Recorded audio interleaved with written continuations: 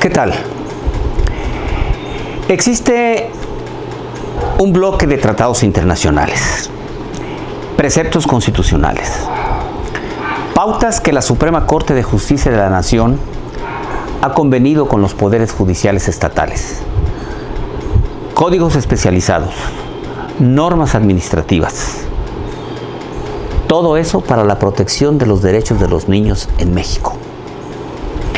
La UNICEF, la Organización de las Naciones Unidas que tiene este fondo, estableció un decálogo: derecho al acceso a la información y a la tecnología, derecho a la libre expresión y asociación, derecho de los niños a ser consultados y dar su opinión, derecho a la protección contra la explotación del comercio ilegal, los abusos y la violencia, derecho al desarrollo personal y a la educación, derecho a la intimidad de las comunicaciones por medios electrónicos, derecho al esparcimiento, al ocio, a la diversión y al juego.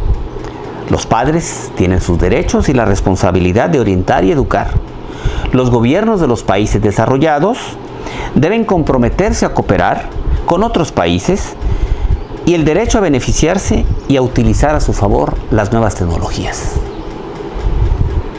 Nadie en su sano juicio puede estar en contra de este catálogo de derechos fundamentales de los niños. ¿Por qué?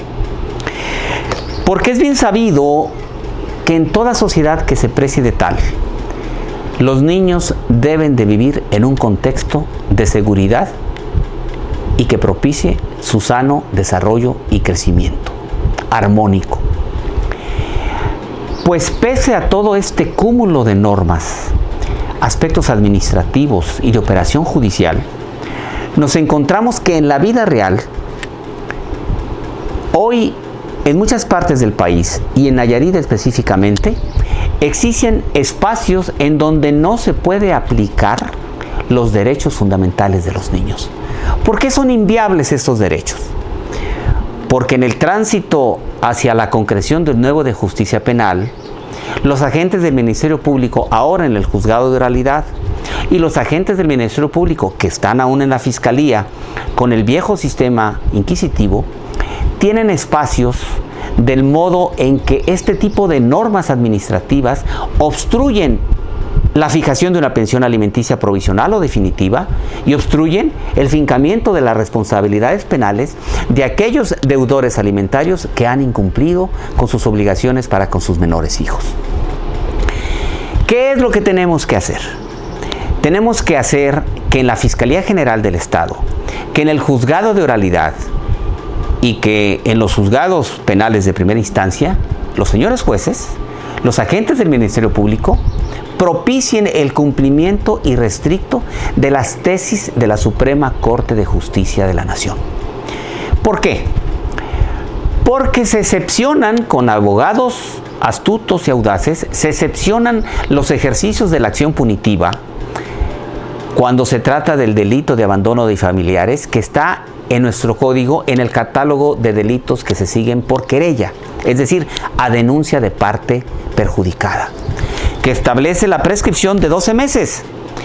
Pero hemos conocido que dilectos jueces no aceptan el pedimento del Ministerio Público de ejercer acción punitiva contra un deudor alimentario porque la denuncia fue presentada después de los 12 meses y 20 días. Cuando la Corte ha establecido el criterio sentado ya de que el delito de querella no aplica la prescripción del ejercicio de su acción. ¿Por qué? Porque la querella, cuando se trata de derechos de los niños, abandono de familiares, es un delito permanente y se expresa en actos de tracto sucesivo. De ahí el por qué es necesario que el Poder Legislativo ponga atención en las normas secundarias. De ahí es porque es importante que las asociaciones de abogados sepan hasta dónde llegan sus miembros, ejercitando excepciones que son en contra de la jurisprudencia de la Corte. Porque una sociedad que no pueda darle protección adecuada a los vulnerables de los vulnerables, es una sociedad en donde no puede preciarse de que sigue vigente el Estado de Derecho.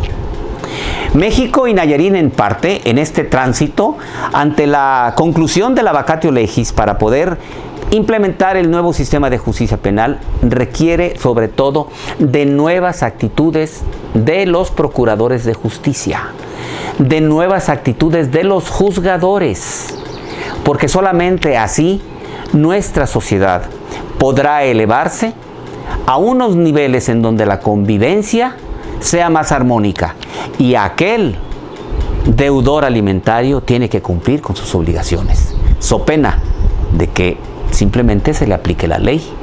El que no cumpla se hace acreedor de las penas privativas de libertad. El nuevo sistema de justicia penal nos sirve para excepcionar a los bribones y a los vivales. Vale la pena pensar en ello.